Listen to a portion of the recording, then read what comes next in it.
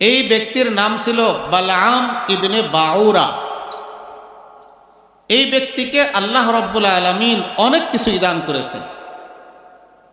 বাহ্যিক এবং আধ্যাত্মিক ইলম আল্লাহ তাআলা দান করেছেন।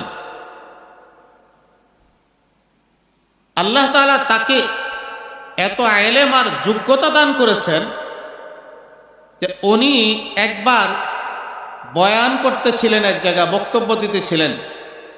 তো মানুষেরা ওনার বক্তব্য নোট করতেছিল, লিখতেছিল। তো আগের যুগে তো এরকম কলম ছিল না, ওই যে কালির দোয়াত দিয়ে, ওই বাঁশের কঞ্চা দিয়ে, কাঠ দিয়ে কলম বানায় ভিজায় ভিজায় ওটা লিখত।